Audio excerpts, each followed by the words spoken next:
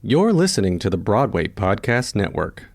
I just did it because I loved it. It was escape. It felt good. And when I'm writing, for me, it's how I accessed emotion as a kid. It's how I made meaning of the world. It's how I felt things.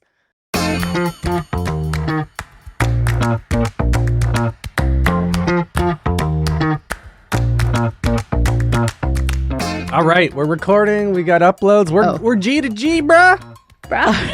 All right, bruh. Let's go. Oh, no. Send it. Boy. I have teenagers. I can do this all day. No cap? I have teenagers too, but they're girly teen. Bet. That's what my 14-year-old bet, bro. Like what? What the fuck is bet? What is bet? Not Bet for mine. means I think bet means yes. Cap is lie. No cap is no lie. Like no lie, Sus? positive. Yeah, I know sus. My 7-year-old tells me I'm sus.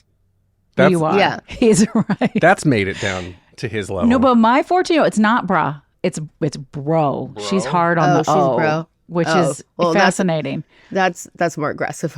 So that buttons her up in a nutshell right there. That's a teenage girl. Yeah. In all her glory, too, no doubt. Yeah. All When right, it's a 19-year-old boy who wants food, it's bruh. Yeah. Yeah, it's getting the girls to eat that's the challenge. So not to stop them. So we're done. That was good. Good talk. Oh, good it was podcast. Great. Well wrote done. some books, did some things. All right, we're good. Okay, bro.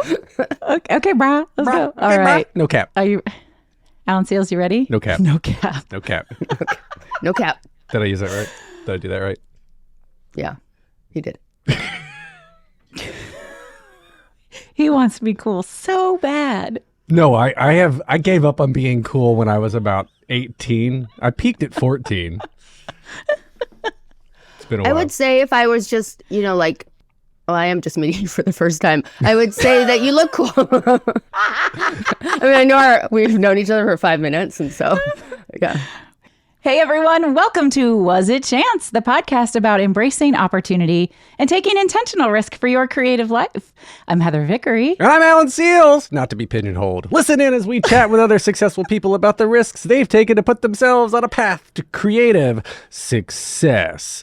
Heather, you can't pigeonhole me. Don't even try. I couldn't. Why would I try? Who wants to contain you, Alan? No one can contain. I told you, we were talking before we started recording that I peaked at 14, but obviously, our guest today. That's what your wife told me. No, wait. Hey, that's gross in some way, I think. But our guest did not peak at 14. She didn't know you when you were 14. She didn't know me at 14. Our guest didn't either. I don't think she did. I didn't. No. Who was our guest? She didn't. I kind of peaked at 14. Did you? We all peak at 14. Yeah. I mean, well, you can have some lots sort of of peaks, peak. maybe.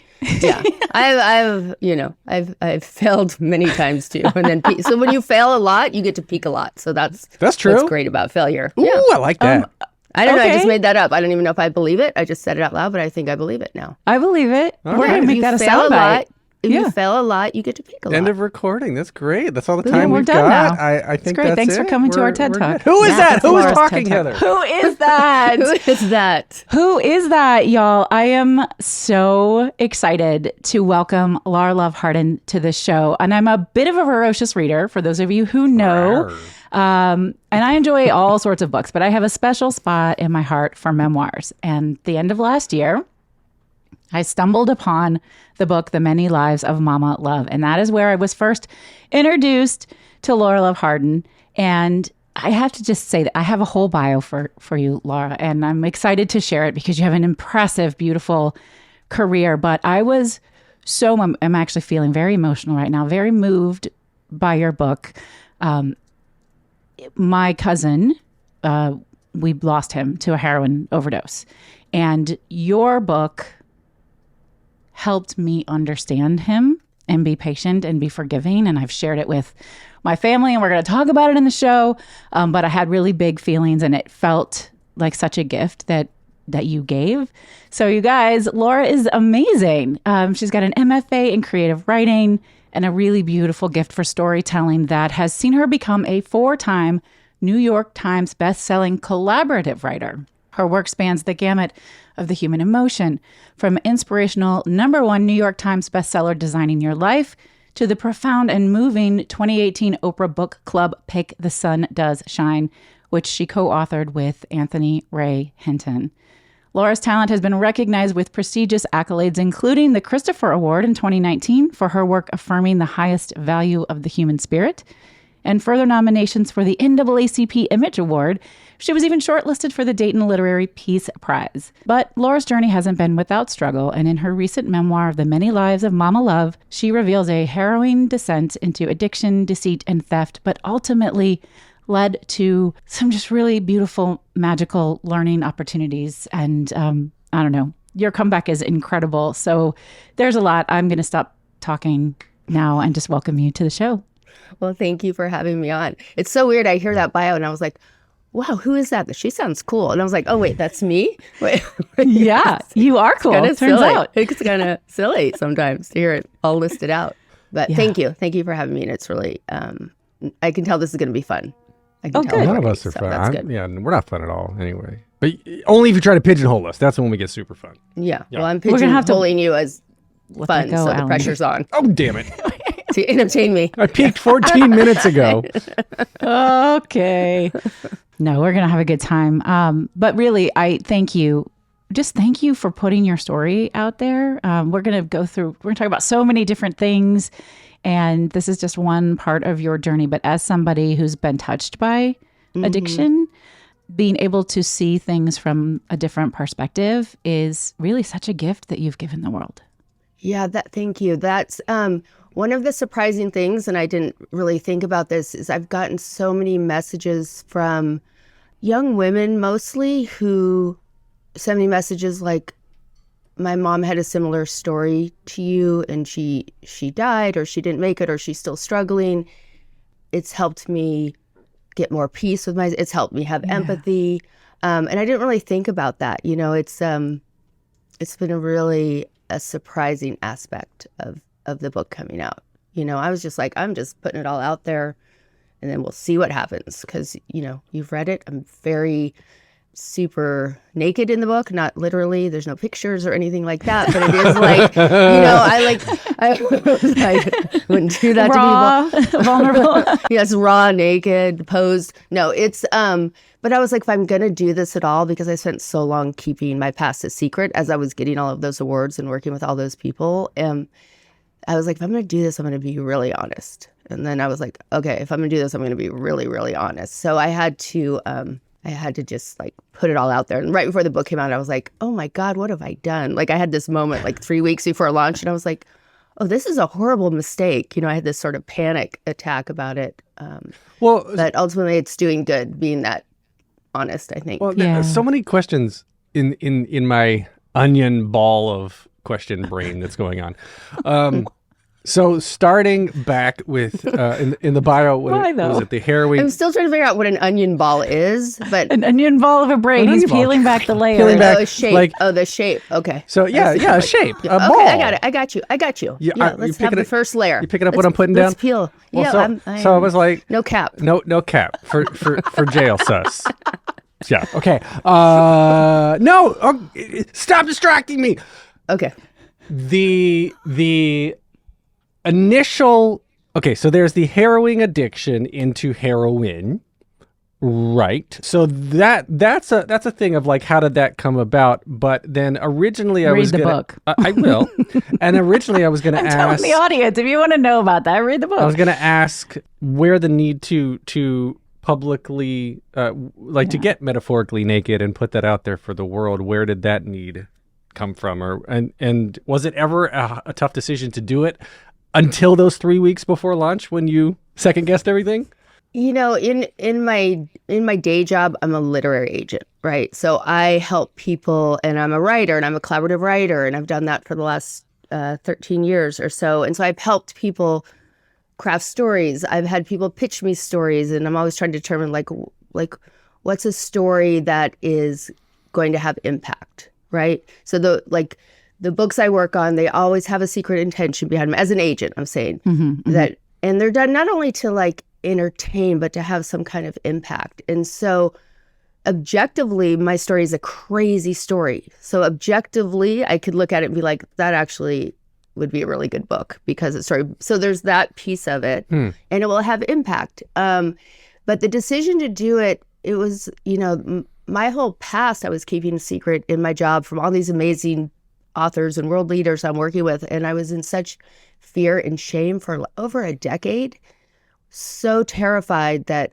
someone would Google me, and I'm working with the Dalai Lama and Desmond Tutu and Brian Stevenson and all these people. And I'm like, oh my God, what if they Google me? Like constant shame and fear. And so telling the story took all of that away. And that's really kind of why I did it. Cause like, I didn't want to live like that anymore. It is like, so I did a little local TEDx talk in 2019, and I kind of ratted myself out on that stage locally. Yeah. I was like, here's the worst thing I've done, and the thing I've been afraid everyone's going to find out about me. There's this newspaper headline that called me the neighbor from hell when I was sentenced, right? So I had internalized that. I was, I had no community. I was isolated, and so I just said, here's this thing that's true, but here's also these other things about me. And the feeling I had after doing that is better than any drug I've ever taken. The feeling of freedom and lightness and euphoria and the love I got back. Gabor Mate, who's this amazing author and doctor and addiction specialist and trauma specialist, I met him through my work, and we were having breakfast. We were having breakfast in Costa Rica one time. No, I'm just name dropping. No big deal. No, but yeah, no biggie. But he said to me, Lara, when you took, because I was addicted to opiates, like prescription opiates, for the person in the room who hasn't read the book, and those were prescribed. They were given to, before the crisis was a crisis. It was just a thing. And when I take opiates, it lights up my brain in a way that made me feel happier and joy for no reason and got me out of depression and all of these things. And so Gabor said to me, what were you looking for when you took that pill? And I was like, I was looking for connection. It made me braver to connect with people. I was looking for joy for no good reason, which is what I call it. Like when you have that joy for no good reason, like everything. Which we all deserve the right to all the time. Yeah. And it's hard to get. Love and approval and all of those things. And so he's like, okay, well, then you find that without the drugs. Like that, he really believes that the drugs are a symptom. Addiction's a symptom of something else. And I believe that. Or substance use disorder, or whatever. It's a symptom. So I don't know, I'm going all over the place. But the reason I did the book is because it's better than any drug. That feeling of telling your story, having no secrets, having just people, judge me or not judge me, but I don't have to walk around hiding anything anymore. It weighs on you. So like having, having secrets in your professional life, like what you're saying, was you're dealing with these amazing people of names that must hurt your muscles so much, and why you have to drop them all the time. So you're hanging out with all these people. No, dropping's easy. The lifting's hard. The There you go. And you did a lot of lifting. You need no muscle tone for dropping. So, but you're hanging out with these very notable people and worried that your whole world's going to come crashing down. And so that once they found out about it, were they like, or was it, did you talk about it? Or was it just kind of no big deal? I was not only like carrying that weight and that heaviness of the secret, but I was also at the same time, I knew eventually it would come out, So it's like two trains racing for collision. So on one is this secret carrying, again, I'm just making this up as I go, so I don't even know if I believe it till after I say it. The best thing ever. It's going to be in your next book, I know it. And then the other train is me frantically achieving, working really hard, proving I'm good, proving I'm smart, proving I'm like, look how brilliant I am. So that when those trains collided, I would have this good to counteract the bad. I was like trying to prove I was good, which is, a whole thing in itself. But that's what I was doing, and I was super good adjacent with those people. So I was like, look how good I am. Oh, here's a picture of me with the Dalai Lama, so but I knew eventually Google gets us all, right? There's a quote for you. Google gets us all in the end. So I was like frantically filling up my Google pages. So you'd have to like search for the other one. I mean, not intentionally, but like that's what's happening. I was proving I was worthy. I was good. I was still smart. I was still a good mom. I was still creative. I was still a great writer. All of those things. So those were the trains that were colliding. So I love that because in my work, I'm a transformational success coach. And in my work, I tell people, I work with people all the time on there can be lots of things true at once. You are the person who had these struggles and had this life experience, and you are worthy and good and talented and an incredible writer. And like all of these things are true. And when we own our story, which is what you did, we take the power back. Then once you have the pressure of your own worst enemy off your shoulder, I always say, there's the devil, the good devil on your shoulder and the bad devil on your shoulder. For me, it's two devils. And so bad devil's always telling me. That's about right. Yeah, that's about right. I'm not surprised. No. Bad In the long time I've known him, I'm not surprised. Yeah, all this time, Alan, Lara's not surprised. Yes. So I was just saying that I think when you have the pressure of having to try to I guess what am I going for? Like when you're trying to control the narrative and not be yourself, you're restricting your creativity and you're not allowed to fully fall into your full potential. We're going to take a quick break. Stay tuned for more of the episode. And now we're back.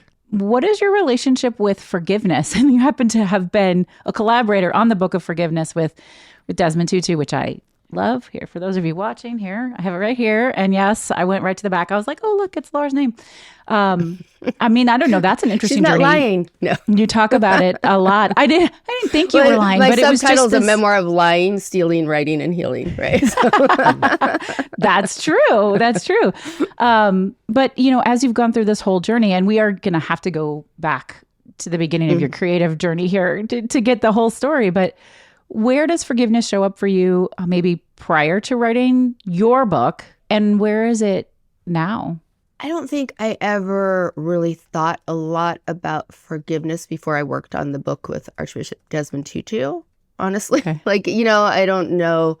It wasn't a big thing I spent my Saturdays thinking about, but I know I am generally a very forgiving person of everyone and a non-judgy person of everyone, but not with myself, right? So, and I talked about in the book when I was working on that book with him, and, this is the icon of forgiveness, and he has a path to it, and he has all the ways, and he led a country through a reconciliation process. And, the only thing I shared in my book was when I had to work on the chapter of self-forgiveness, because I was like, what the fuck am I going to do here? Sorry, am I allowed to say that? Oh, yeah, we no. say fuck. I have a book called Fuck Fearless. I wrote that. Yeah, that's right, you do. Okay, yeah. Don't fucking cuss on this podcast. Yeah, but I was like, and I brought, when I was working on the exercises in that book, I brought them into the local women's jail where I had been with the women that were doing this program there. And everybody had the same problem with self-forgiveness, and I've had a lot of people to forgive in my life, right? Before my heroin descent. But, and a lot of betrayals. And I think I forgive pretty easily, and sometimes it's just because I get distracted and I forget what I'm mad at.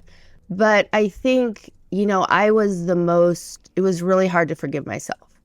And I think that's because part of my story is having children and going through what I went through and the collateral damage, and so I was extra hard on myself. And just to go back and answer your earlier question, nobody I worked with, when they found out my story was as unforgiving or as judgmental or as hard on me as I was on myself. And, I didn't realize it. I was just like, oh, I'm just working hard. But I was really punishing myself for a long time. And I was also, we're jumping around, but, the reentry system, the post-incarceration system punishes you too and shames you. And so, it was just a lot. It was a lot. I'm exhausted.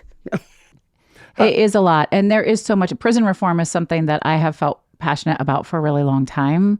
And you do such a fantastic job of just showing how secular that system is, how subversive and systemic and illogical. It's just illogical. Illogical. Well, it's too. I love efficiency, and it's so inefficient. Not designed for rehabilitation, because then it fucks up the system that's been created. They're not here. And so take somebody with a whole lot of strength and willpower like you to actually get off the hamster wheel.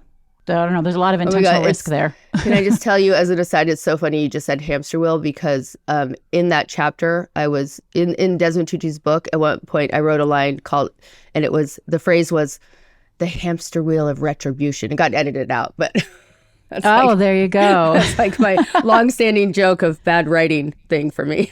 And I think as a mom too, it's just we're naturally shame prone and hard on ourselves and judging or trying to figure out what to do. And I became all my kids' college essay topics, so no one I bet dreams you of did. that. No, but also there's no also- failure, only feedback, right? And Right, so right. that was used for their greater good in the end anyway. So Yeah. let's go back. And I don't want to just talk about the book. I could just talk about the book probably for weeks with you and just love every minute of it. But you said that one of your first addiction was reading. And so I love that, because it shows that pattern. But I want to talk about how you ended up in your career. Even when you were younger with that reading addiction, all of that, how did you end up getting your MFA in creative writing? And what does writing feel like for you? That's a great question. So, yeah, I started reading really early and often, and it was my escape. My home life was not great, and the world was confusing, and my escape was into books. And that was a great escape for me to have, right? Because I think by reading so much early on, I think it's naturally like that's your gateway drug to writing. Like if people are always like, "What? I want to be a writer." I'm like, "Well, you got to read. You got to read everything," which I'm sure you know. And so that just kind of segued into storytelling really young. I started writing. I was at a book event in Boston, and my childhood best friend, the one who's like your secret password on those questions, that. Yep. Patty O'Connor. No, everyone knows. No, but Hi, Hattie. she sent me. She had all these like things I'd written her when we were 12 years old, and I'd forgotten I'd written all these poems. I love and all these that. things That's a about good our friendship. friend. It's a good friend. She had them all in a photo album, but it was like with where I was and when I was here, and I was reading those, and I was like, I actually wasn't bad at 12. Maybe I did peak at 12, but.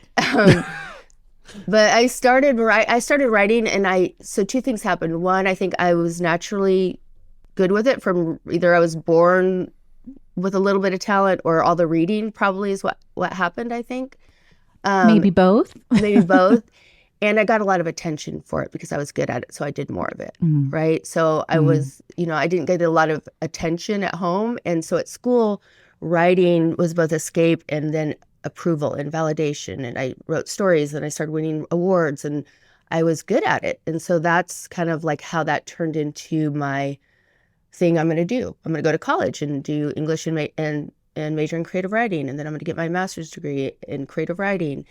And then I was like, oh, wait, how do you make money at that? I wasn't thinking about that. Really solid question. What? Yeah, I was like, oh, whoops. I just did it because I loved it. It was escape. It felt good. And when I'm writing, for me, it's how I accessed emotion as a kid. It's how I made meaning of the world. It's how I felt things. I'm a much better writer than I am a talker. So sorry for your podcast, but I've always been that way. Like I can tap into things in a deep and honest way in my writing that comes easier to me than doing it out loud. And so that's how I kind of cope with the world. And it just gave me, it gave me a feeling of well-being. Right. And I love to make people laugh in my writing. I love to make them cry. I just wanted to make people feel things with my writing. That was my goal when I was younger. And win awards and make a lot of money and be rich and famous. And that didn't happen because I got out of college. I was like, oh, shit, what am I going to do now? So I stopped, after college, I stopped writing until I was in jail and started writing again. Wow. Was that a form of healing to write when you were in jail?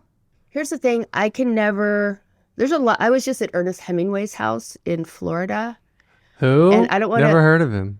Yeah. So in Key West, Florida, at the beginning of the year. I probably can't say this publicly, so maybe cut it out. I don't think it's a crime. I might have accidentally left my book in Ernest Hemingway's house. I don't think it's a crime. I might have hidden it somewhere in there. I love that. But anyway, yeah. So I haven't told anyone that. I love that you shared that. I haven't with told us. anyone that publicly, but there you go. It's there. Now it could be like a treasure hunt to find. Exactly. Probably the people who clean My it sister found has it. a house in Key West, so I'm going to go visit and find your book. I'll tell you offline where I hid it, and she can go peek. Yeah. Okay. Okay. So, the reason I mentioned Hemingway is there's a lot of literary drug addicts and alcoholics, and there's a lot of glam around alcohol, and Charles Bukowski, and what's his name? You know the name on the road. What's Kerouac and all these people, Jack doing Kerouac, drugs yeah. and doing and drinking and writing. I couldn't do that. If I'm taking a drug, I will not write. That's the other thing. So the reason I started writing in jail too is I was not on opiates. And it was really hard. And I went back to what I knew as a kid, which is great, which is how do I make sense of this world? I'm in fear. I'm at the lowest rock bottom point of my entire life. So I started writing again there. That's beautiful. And then I started ghostwriting there. That's where I learned. That's where I learned I'm really good at that.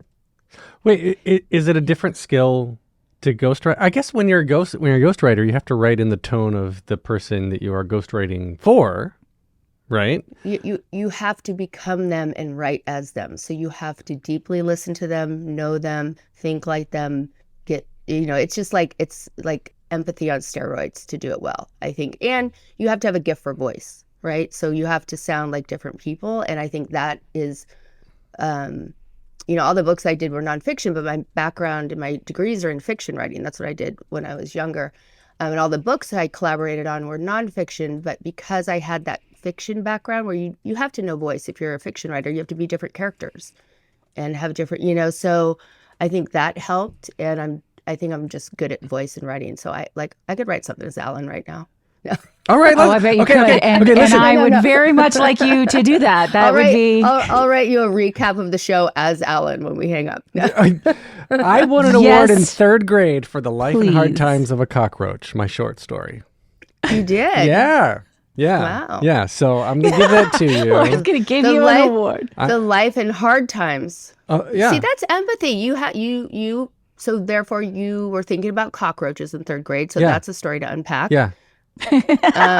Where you live, what was going on in your life there, and then you empathized so much with the cockroach, who most people think you got to smash it and poison it and get rid of it, and you put yourself in the consciousness of that cockroach. Is like, my life really fucking sucks as a cockroach because people are always trying to kill me, and I'm just trying to live. And then you wrote that story, so that tells me so much about you. Every chat. Right. Thank you. Yeah. And now you know why she's really fucking good at her job. And every Right? chapter. So I could write a whole short story as about Alan now. Every chapter, cockroach lost a leg, ended up still running away in the house in a wheelchair by the end of the story. Of course he did. So wait, just wants to What live did out. that cockroach want? He just wanted He just wants some food. He just wants to live on. He just wanted to live his life, Yeah. right? Be left alone. Yeah, no no people cap. not telling him what to do. Yeah, no cap. So any of us want no cap. Laura, is there a difference in being a collaborative writer and being a ghostwriter? No, they're the same thing. It's just like it's the term ghostwriting was kind of, I don't know. I don't know the history, so whatever I'm saying, I'm just kind of making up. This is what I think. Like, actually, I'm not the expert on how the origins of ghostwriting, but I think originally it was something where people listened to a celebrity or a CEO and for a couple days and then just wrote whatever. So they had for propaganda or something, here's my brochure, here's my tell-all. Collaborative writing is really what everyone's doing too. It's just where you're, so it's a little bit more comfortable term. Ghostwriting used to be like, oh, don't tell people you have a ghostwriter. Like 80% of nonfiction books have a writer. Yeah. I can look at the back of any book and tell you who the collaborative writing helper is or who the writer is. And some authors are more comfortable sharing that and some aren't. And as a collaborative writer or ghostwriter, it's really interchangeable, but you're either just in the acknowledgments of the book, right? Or you're on the title page. When you open it up, it'll be like I did a book with the John and Julie Gottman, who are the relationship experts, and so it says, on the title page, their names, and then with Lara Love Hardin underneath on the title page, or you're really like and or a with on the cover. Okay. So it's like it's a whole language of that people in the industry understand. But there's no shame in having writing help, because the odds that you're going to be like the world's leading expert in cockroach reproduction and you devoted your life to studying this and now you have this fascinating theory, big idea book that's going to go out in the world and you're also a trained narrative storyteller and know how to do that, or a world leader who can also drop into a scene this way, so it is really, there's no shame in having writing help because it's a whole different skill that people train their whole lives for also. So wow, I'm both an expert in cockroaches and a world leader, so you nailed it. You totally nailed it. Yeah. It was cockroach reproduction. I embellished your story for you. Yeah, right. All of a sudden, now you've got a whole new credit. It's pretty impressive, cockroach because I'm getting to know him. I'm getting to read. I am the world leader of cockroach reproduction. Yeah, you are. No cap. No cap. No cap. But it's a little unlike sus, you, but no cap. Sorry. We like to have a lot of fun. Totes my goats. I have an English degree, also creative writing, but I am kind of, I don't know. I think I'm a fine writer. I don't think I'm an incredible writer. I am, however, a great storyteller. I do much better live. So opposite of you, and I have long dreamed of having a collaborative writer to make, I did have in my book, Fuck Fearless, I had a developmental editor. So it was similar, but not quite the same. Like, let's just tell it better. Let's tell a better story. So I love that. There's definitely no shame in that. But it is fascinating, though, because as somebody who consumes memoirs on a really large scale, it's got to be so much work to get in their voice. And I think about, the new Britney Spears book or Will Smith or all of these books, and I feel them in it. And then because I know most people work with a collaborative writer, I'm like, how much of that is, wow, they're really a brilliant writer, and how much of it isn't? The way the process works, too, is it can be, they might be first to the page, and then the collaborative writer / developmental editor rewriter goes in and tightens it up, or they talk and they tell a story, and then you kind of put it on the page and send it to them, and they're like, no, I would never say that. I would never say something like, it is collaborative. It's collaborative like that. You go back and forth because ultimately it's the person's book and words whose name's on the cover, and so every word has to be true and sound like them. And so if it's done well, then it is them. You can trust it is them. And at that level, those books are them, right? At that level. The hard thing is there's a lot of people out there who are like, oh, I'll write your book in 5 days. I just had a friend who was like, I'm like, you're writing a book? And she was like, yeah, I joined this whatever something. I'm going to do it in a few days. And I was like, oh, or people, or a writer who's like, yeah, I'm going to write your book and I'm going to charge you by the word. This drives me crazy. What? Because I was like, okay, the best writing says in the fewest words possible. So if you have either a writer or somebody who is charging by the word, they're incentivized to make your book worse. Yeah. And so that's the thing that's out there in the world that makes me angry. As a literary agent. That makes me jail level angry. Jail. Because and a lot of people get taken advantage because everyone wants to tell, everyone wants, I get pitched books like all day long everywhere. Like the UPS guy is like, hey, I have a book idea, Sure. I'm sure. But there's people who take advantage of that, and people and really I think it's taking advantage of what people are wanting from that. Like everyone has a story. Should everyone have a book? Not necessarily. And there's lots of ways to tell your story and lots of mediums and it's a podcast, right? Like it's because people want to be seen and known. I think that's what it is. And so then it's just like, what's the best way to do that? We're going to take a quick break. Stay tuned for more of the episode. And now we're back. As a literary agent, though, do you ever get a manuscript or an arc? I learned this yesterday. No, the arc comes after the manuscript has been picked up. You did learn it yesterday, but you what don't does know how to arc use stand it properly. for? What does arc stand for, Ellen? Amphibious reptiles crawling. Duh. Yes, it does. Yeah. So advanced reader copy. I don't. He learned that last night. He really did. I promise. Yeah. So when you see something and you're like, whoa, this. I'm used to person A's work, but teamed up with ghostwriter B, I like it. I like ghostwriter B's work so much better. I'd rather have ghostwriter B write their own novel. Like, how often does the ghostwriter get kind of sniped out to be the main one? Well, it doesn't happen because no one reading a book are you gonna think it's not the author's book, right? You would know it's ghostwriter B's. But you know, do I mean, inside the industry. So you're like, oh, this person, like, we're going to still put out author A's book, right? So Ernest Hemingway, we're still going to get Ernest's book. But then if you're ghostwriting, or okay, let's say I'm ghostwriting. This is purely hypothetical here. Clearly. I've got this great talent for writing words on a page, and then you're like, well, he's got great talent for writing words on a page. I wonder what he could do on his own. Like, does that happen? Yeah, I actually have a woman that I've signed with my agency, Elaine Fluker, who is a fabulous writer, and she's a fabulous collaborative writer.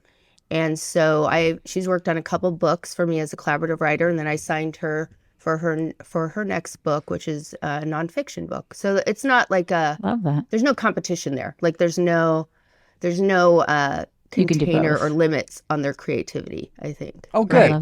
That's I'm trying to bring it back to creativity for you. No, it's good. No, it's true. But, like it's not either or, and a lot of like collaborative writing is a great way for writers who have their MFAs or who get out of college like I did. Like, I don't know how to make money. It is a great way to both hone your craft and make money. Right? I'm a much better writer than I was 10 years ago writing. I've written 14 books. Only one of them has been my own. Absolutely. Right? Yeah, you've got to do the thing to get better at it. Yeah. All right. Well, so what would you say was the first intentional risk you took that has led to this career as a literary agent, as a writer? Can you pinpoint that? I think I took a risk. I can't go all the way back. There's been various intentional risks and unintentional risks.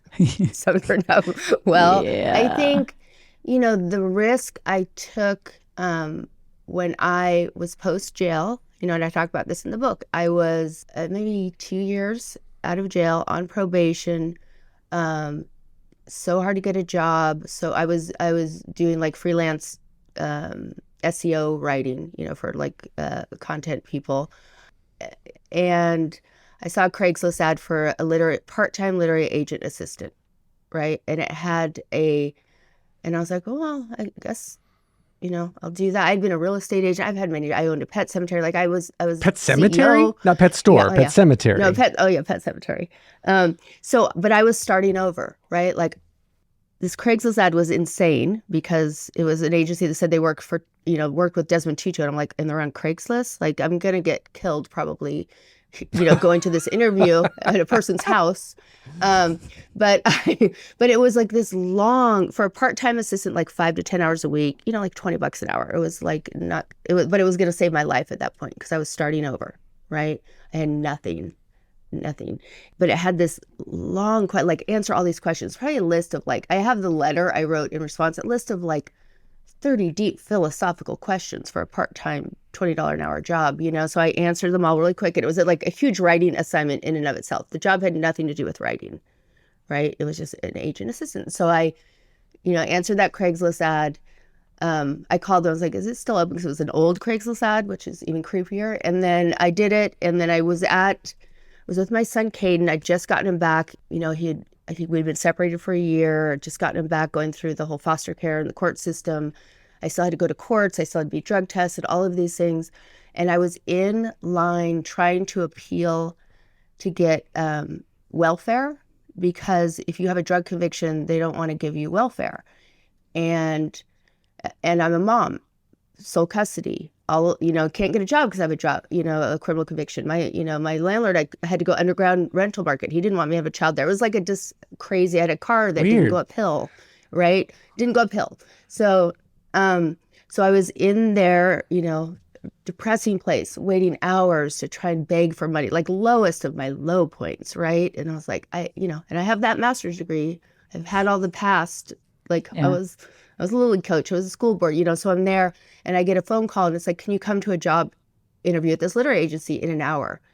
And I was like, food, potential job, but they might just ask if I have a criminal record. And it's no, but wow, that would be my dream job. And I'm starting over. Might as well get back into the things I love, which are books and writing. It was like this moment.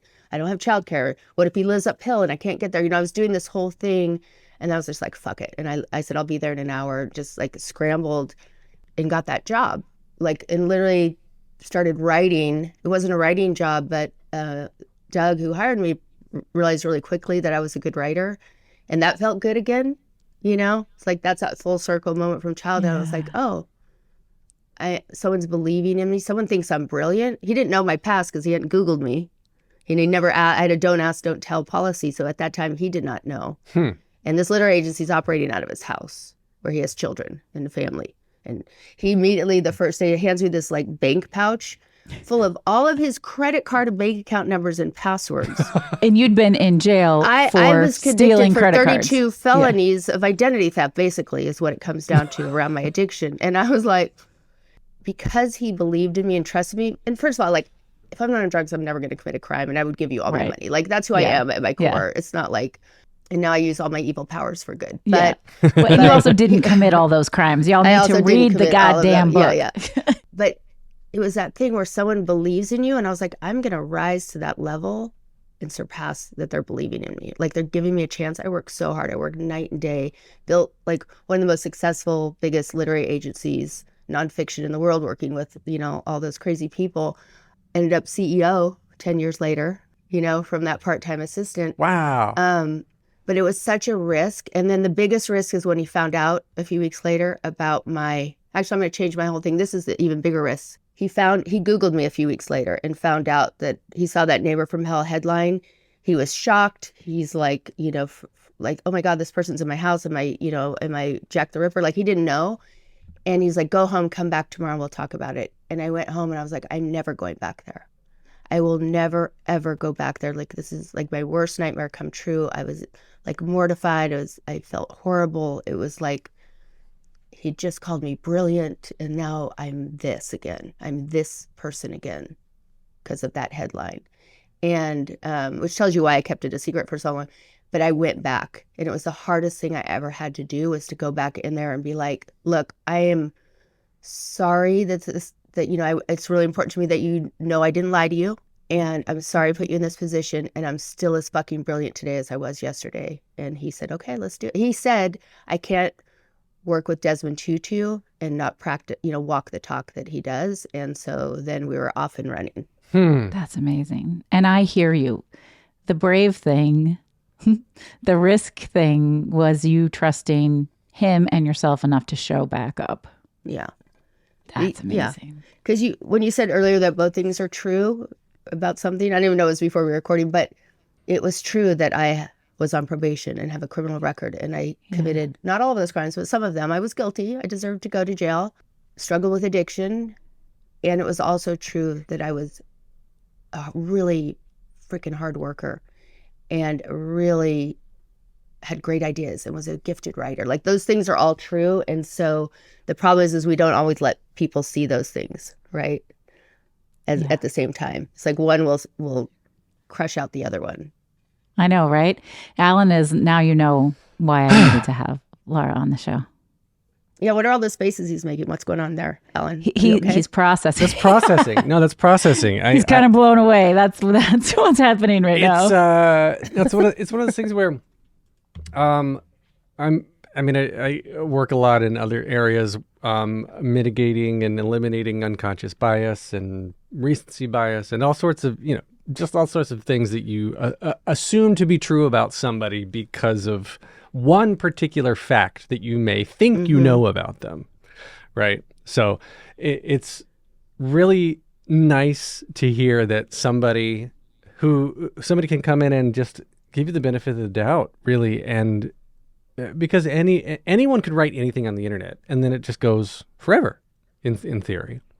So to be able to work around that and to be allowed to prove yourself again and be given a fresh start essentially by this guy was, it sounds literally and figuratively life-changing. Yeah, it was. It was. Have you read the book Biased by Jennifer Eberhardt? Mm-mm. Put that on the list. I will. I will. Yeah, our agency represented her. It's a good book. She's a Stanford professor. Cool. Excellent. I assume I can go to your agency's webpage and see all the books that you can. Well, so I my other risk for creativity I took for my creative life, I took a little over a year ago, and I left my job at CEO and started my own agency. So That's gutsy. So all of those books I'm talking about from Idea Architects, is insane, are some are, you can see the ones I'm working on at True Literary, but if you go to Idea Architects site, you can see all those Jennifer Eberhardt's and all the books I worked on over there. What was kind of the turning point for you? Like you're coming out of rock bottom, you've got this whole thing going on, and then so you're like working with, all of a sudden, the bio that was read in the beginning, you've got this list of credits a mile long, which didn't exist previously. And then so was it just this job opportunity with being this guy's assistant for a little while that kind of flipped it all around, or was there any moments or any chances that you had to take to like kind of push yourself into this upper echelon of now being able to say, I just left my socks at Ernest Hemingway's house, Just her book. I know, just her book. Well, I don't know. You might have left your socks, but I No. don't know. It's Key West. You don't wear socks. Yeah, that's right. Left Just your some sandals. sand, Left maybe your a little sandals. sand and a book. Yeah. I mean, I feel like I took so many risks every time I agreed to collaborate on a book with someone when I had no idea. Like I wrote a book with like a neurosurgeon and psychologist, like I worked on a book called The 8 Conversations You're Supposed to Have Before You Get Married. I've never had any of those conversations and been married 3 times. So I'm obviously an expert at it and not successful at the same time. So like every time I had to agree to work on a book, I felt like it was like this risk, like against my own self-doubt, right? Because when you're operating for this place of shame and you don't advocate for yourself and like all of these things, I still was like, even yesterday, I was having this meeting with this, like one of the most brilliant women I've ever met. And we were like doing a brainstorming ideas. And I was like catching myself. And I was doing a lot yesterday where I would say, like offer an idea and I'd be like, does that make sense to you? And I was like, where is that coming from? That doubt, that like, so I think I took a lot of risks with every book, a lot of like fake it till you make it kind of thing with people.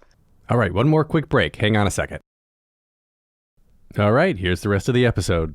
But the biggest risk, I think, if I had to like just do 3 other big buckets was, besides like leaving the agency and starting over, that was insane. It's not like I'm 30, and deciding to get it up on that TED stage.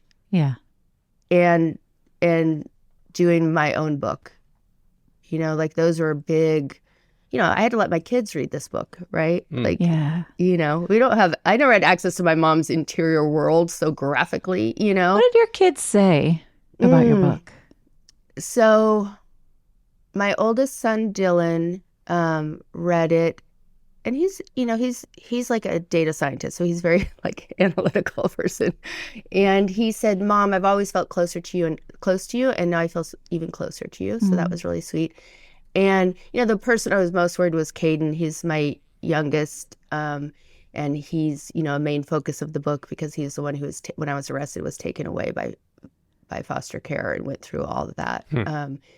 And he's the one I was working so hard. What drove me also in those creative risks was that I was fighting to get my children back. I was fighting every day, working so hard, against this ticking clock and against judgments from other people and against all of the inane barriers that people set up, the counties and cities and states and laws, so that you actually can't start over. Right. And you can't even, like, there is no room for creativity when you're in survival mode.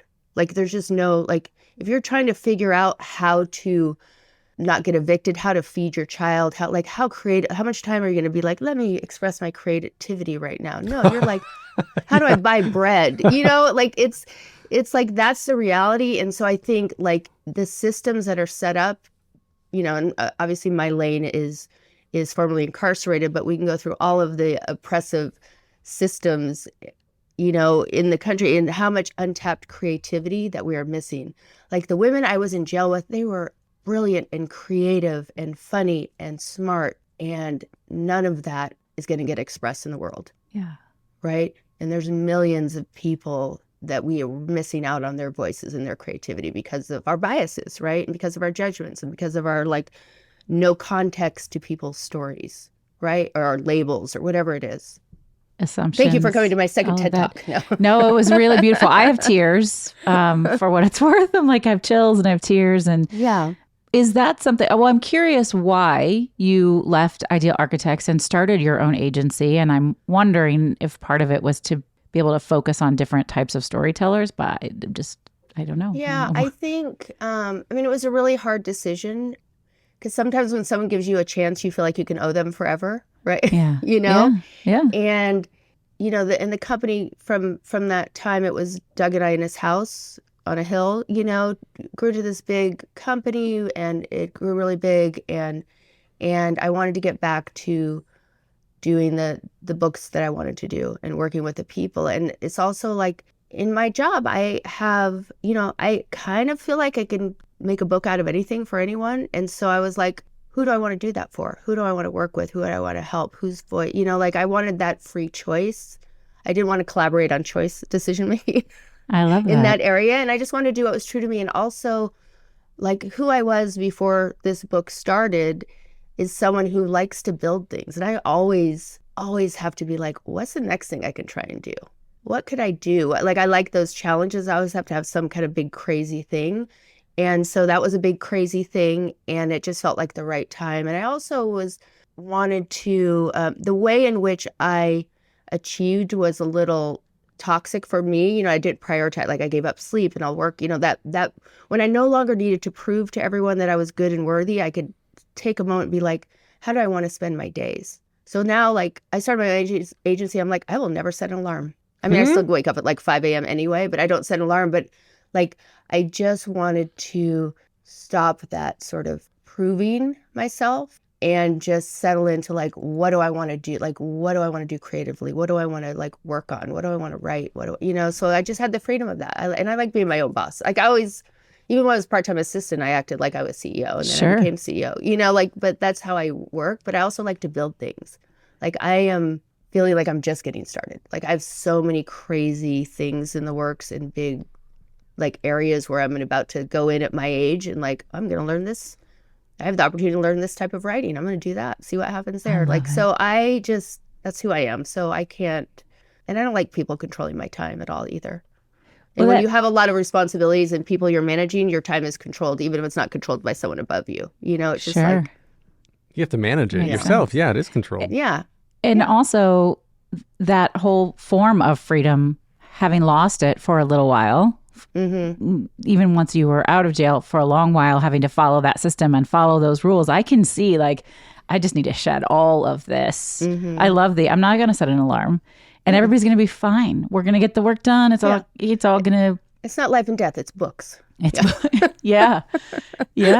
Oh my gosh. I love that. And so I'm curious how you're writing. I'd like to talk about, it's the Gemma Project, right? Do I have what that is and what led to that? And is that in any way related to what you're doing with your new agency? Are you partnering those things at all? So the Gemma Project, when the book, so the way nonfiction books, which but for the Allens in the room, like when a nonfiction, I don't know why I just want to harass Alan like we've known each other. Yeah. Well, do you sing? Because we have a reoccurring theme on the show called "Shut the Fuck Up, Alan." So I think it's that same thing that makes you want to harass him. Like I get it. I don't know what you're talking about. I know. Oh, now he's doing that voice. Okay, so the nonfiction book sells from a book proposal, right? And then you have a year to write the manuscript, and then a year before it comes out. So when my book sold, I was like, okay, this is happening. So for a little bit, when my book comes out in 2 years, I'm going to have a microphone for a little bit of time. There's a million books that come out every year. Every Tuesday, there's new books. That's the thing, and that's my job doing this for authors. So I know this. So I'm going to do some good with it. So I started working on the nonprofit, and I launched it in July, and the book came out in August. And so it's gender and trauma responsive care for incarcerated and formerly incarcerated women, because 100% of women who are incarcerated have trauma, right? And they're in systems and structures and institutions that were built for men, that are run by men, and that you have a cell block full of traumatized women getting re-traumatized every day by men controlling their access to family, to food, to community, to when they sleep, controlling every aspect. And there's no, programming for women is the last thing on the budgets. Even in California, like Newsom, they're doing this big whole, changes to the incarceration system. There's the biggest women's prison in the country, 2 hours, and they're not even mentioned, which I'm going to do a book club in there, though. Ooh. They're letting love hardbacks that. into the women's prison, and so they're getting in hundreds of books, and we just going to pray no one uses it as a weapon. That's why hardbacks aren't allowed in jails and prisons, but they're getting the hardbacks in there, and I'm going to go do a book club with and I've heard they're letting, they're having all the correctional officers read it, and then I'm going to do this massive book club. I'm not sure when maybe in the spring in Wow. the women's prison. So, women, 80% of women in jail are mothers also, Yeah. and often the sole caregivers of minor children. So then, and that feeds into the foster care system. And, you have a system where the court's like, you're in jail, you're sentenced to 18 months. And then the foster care court's like, okay, you have a year to get your child back. And those two things aren't coordinating. So it's not set up to, it's 400,000 foster children. Everyone's got to do their work in their lane, and everything's intertwined and messy. And so I started the Gemma Project. And also, like you saw in the book, like the Gemma program was a program I did, the original one that was created by women who are like, let us tell you what we need for programming. And then when I got out, before the literary agency job, I was going to get hired there to run their programming. Even though I was still on probation, I got hired. They made business cards. And then high up, they're like, we can't have her do this. And now I own the Gemma Project. So That's so badass, though. It really is. It's so badass. But yeah, no, we're doing like a model site up in Northern California in the jail, and then we're creating the structure, not to run them across the country because every county and state has different rules and laws, but so it can be replicated everywhere. No, I want to hear what the rest of your thought was, but I was just about to say, if that's something you bring to Illinois, I would love to be in on that. Awesome. I would really love to be part of that. You're in. Yeah. Thanks. Thanks, Lara. Yeah. And then, and my book's being made into a TV series. And so one of the agreements that I got from the production TV it's in development, so we'll see what happens. But when they optioned it, is that they have to hire formerly incarcerated women in all the aspects of the set. Very cool. Right? Because, like I said, there's so much creative potential, and it's just, people are just thrown away. They're just like, you become the worst thing you've done, you become your record, and that's how people keep going back to jail. It's not committing crimes, it's just that they're given all these barriers, and then say, go see if you can get over them. Yeah.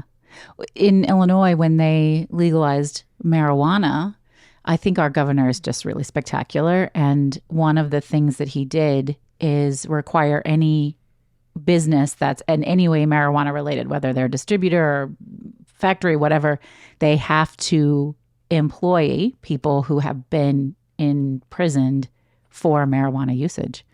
So, yeah, so same concept, right? Yeah. Like, Yeah, very cool. Yeah, good. Get some back Who's on your their governor? feet. Is it Pritzker? Pritzker, JB Pritzker. Yeah. I'm a fan. I'm a Pritzker fan, to say the least. Yeah. That's very cool. So Yeah. then, you've been through a lot and overcome things. And do you have a specific sort of philosophy? Excuse me, I just burped up my lunch.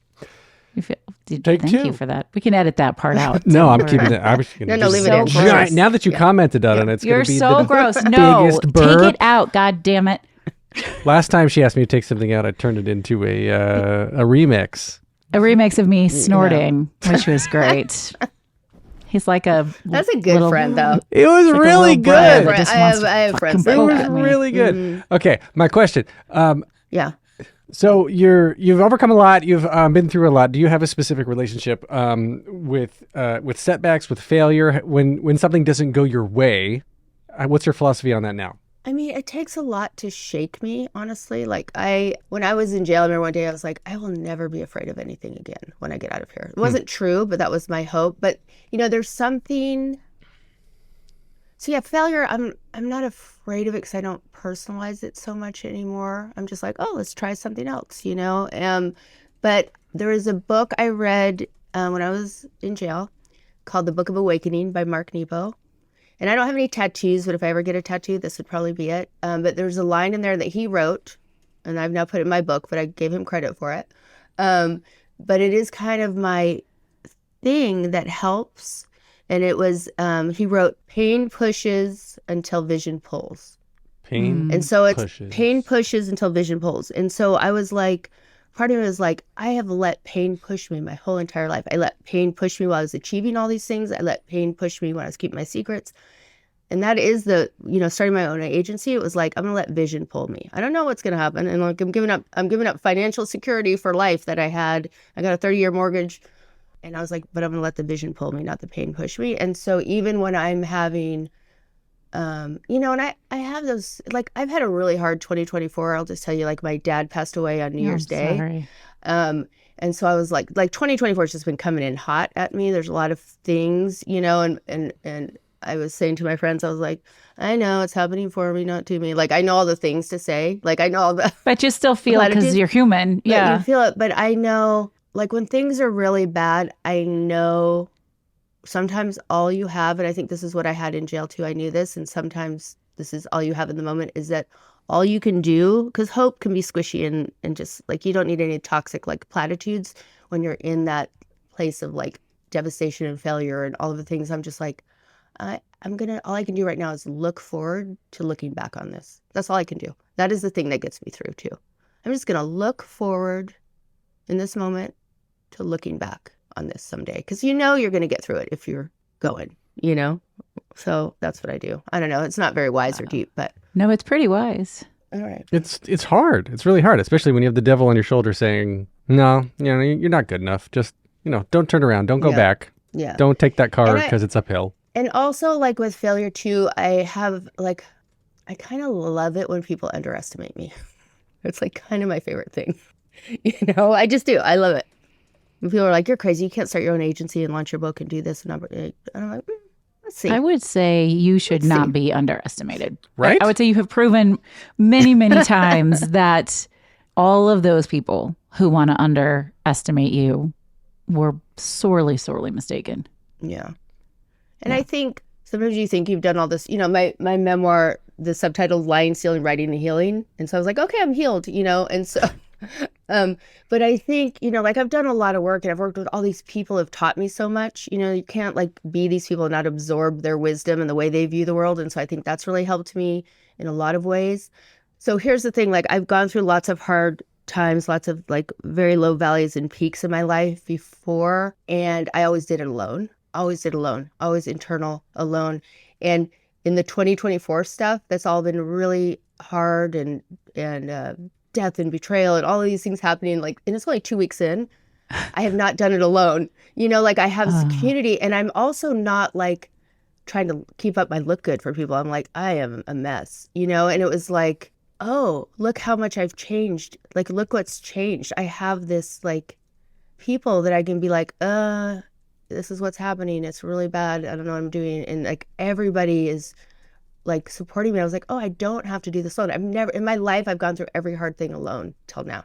In jail, nobody visited me. None of my friends visited me. They were all gone.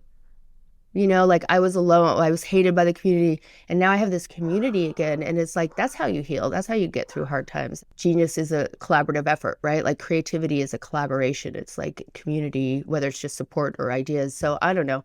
That's different. And that's how I get through it. I just tell everyone all my business now.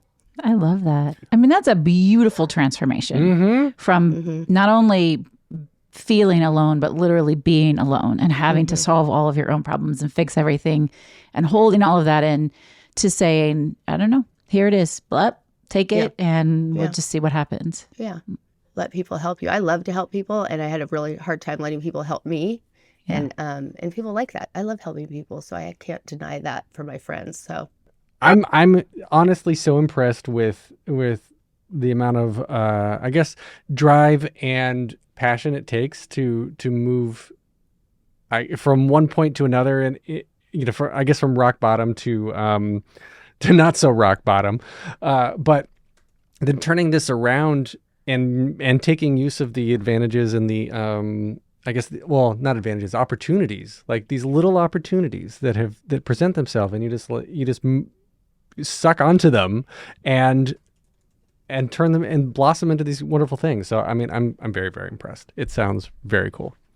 But so where can we connect with you, get the book? Of course, I mean, the book is probably available everywhere you get books, but how can we connect with you and everyone can say hi? Follow along. Yeah, the book's everywhere. Much to my children's dismay, I'm really involved in my Instagram account now. I love it. That's really where I connect with people. Like, I've answered every single message. Like, people send me messages. I don't know if I should say this. They're like, you probably don't read these, or you have people. And I was like, no, I want to know what people are saying. Like, well, that's how we connected. Curious. Yeah. So I really, and I'm so grateful that people are reading the book and responding and sharing it. So I try to do that. So my literary agency is trueliterary.com. The nonprofit is thegemaproject.org. And then, and all this is on my Instagram, whatever thingies at the top. And Lara Love Hardin is my Instagram. Link in bio. Awesome. Hashtag link in bio. Yeah, link in bio. We'll link it all in the show notes too. Yeah, for sure. I do have one question that I didn't even have in my list, but it occurred to me. I have to ask this, and you probably hate people asking you this, but what was it like to meet Oprah? It was like surreal. It was, because I've imagined it a lot. You know what I mean? And you had a meal with her, right? Like, it's not just like a meet and greet. It was great. It was, she's amazing and so surprisingly relatable. I mean, she has a gift of relating to people no matter who they are. I mean, she has that ghostwriter gift. She'd probably be, she doesn't need a side hustle job, but she has a very deep empathy, I think, and understanding and a quick read of people. That was impressive. And she's funny. She was with her best friend Gail, and they're just funny. And it was like this mix of super normal and super not normal, because there's crowds out and people just do things. And she's like a very powerful summer day. I don't know if I believe that thing, but she's like, cut that. No. I was like trying to think, because summer days are really good, but she's too powerful to be good. Sounds too sweet. So I don't know. My favorite was you're like, I don't know if I believe that. I don't know if I believe what I just said. This is the problem with talking. You can't edit your writing. I could just backspace. Delete. Yeah. Strike through. Yeah. So I haven't been. No, but no, she was really gracious and giving and generous and funny. She was funny too. I'm sure. I was surprised at that. Yeah. Well, I think you are all those things, and I'm really super grateful you said yes, and I'm really grateful that you wrote your book. Thank you. It's important, folks. It's really just important. It's an important story to hear. Go get a copy of The Many Lives of Mama Love. I can't wait to see what else you do and to collaborate with you on the Gemma Project in my town. Awesome. And thank you so much. Awesome. It was so fun. Fucking amazing. I'm so impressed. I'm so impressed. I wish you guys could see the faces. We're both kind of stunned. I'm not gonna do a reel of this, and so you don't see it all. But I'm just gonna make this face and hold it until people start noticing. Like I am so impressed. Like, everybody's got secrets. Everybody's got shit that they are afraid of what people will think when they find out. And the amount of confidence and guts and chutzpah it takes to put that all down, like the lowest point in your life, as she puts it, rock bottom, to put that in a book and then grow from it. It's just phenomenal. I have mad respect for Lara. Mad respect. And she's just so real and approachable. And I don't know. I just think she's amazing. Also, you busted my chops because I didn't ask you what it was like to meet Oprah, because of course, Alan Seals has also met Oprah. Not about me. Oprah's nice. No, I want to know. Oprah's nice. She's great. Oprah's nice. Lara said everything. He says Oprah's nice. It's all about Lara. This is Lara's episode. I know, but we all want to know, Alan. She smells like clean laundry. You heard it here first, folks. Oprah smells like clean laundry. You heard it here first. It's hard to even recap, I think, that conversation, because I talk to people all day long about getting up and doing it again, reassess, reframe, do it again differently. And sometimes we get so low and we get so down that we can't imagine or anticipate just the next step, least of all the kinds of changes that she has made in her life. Mm-hmm. There's a friend of mine that deals with depression and always tells everybody all the time is like, did you get out of bed today? Did you make your lunch? Did you put your shoes on? Like, you're crushing it. You nailed it. You did everything today that you needed to do. You nailed it. And yeah, I've been there, to be so overwhelmed by all of the things that have to happen that you literally feel just stuck, not being able to do anything. And I've lived privileged enough to not have been to jail myself, and the way she just described it, it sounds like this miserable kind of experience. And what you're saying, that 100% of women who are incarcerated have trauma. Like, of course. Yeah, of course. That makes total sense. I mean, if they didn't have trauma before they got there, which I would say most women do, they get trauma while they're there. Yeah. But I love this through line of creativity and writing and honesty is sort of the thing that pulled her back and pulled her through over and over and over again. And she was afraid to tell her story. And she lived in this fear and shame of people finding out. And then the freedom that she gained by just going, look, this is true. It's true. And many things can be true at once. And it's just, I think, such a beautiful message. Yeah. Yeah, that's a good point. The creativity, the freedom she found after shedding the weight of the secrets that she was carrying around. She just blossomed, like exploded into this brand new person that is just leaving a trail of success everywhere she goes. It's cool. There you go, Lara. Trail of success everywhere you go, even on the days you don't feel like it. Even when you're 2 weeks into the year and you're like, this year's kind of kicking my ass right now. It's still there, and many things can be true at once. I'm just super, super grateful that Lara took the time to join us and spend such a long time with us. It was really an incredible conversation. Ellen, will you tell folks how they can find us, follow us, all that good stuff? On Instagram at WasItChance, on Threads at WasItChance, and you can email us even. It's us answering the emails, wasitchancepodcast@gmail.com. Did I miss anything? That's it, right? I don't think so. Yeah, we good. That's it. We good. It is. It's really us that answers. We really love it. We'd love to hear your recommendations for people to have on the show. If you like it, do us a solid and tell other people about it. And leave a Share rating. it on your own socials. Yes, help us spread the word, because it's a hustle over here, but we love what we're doing, and we're grateful that you come along with us. So you've been listening to Was It Chance, the podcast about embracing opportunity and taking intentional risk for your creative life. I'm Heather Vickery. And I'm Alan Seals. And I haven't been pigeonholed. Y'all later. Bye. Bye.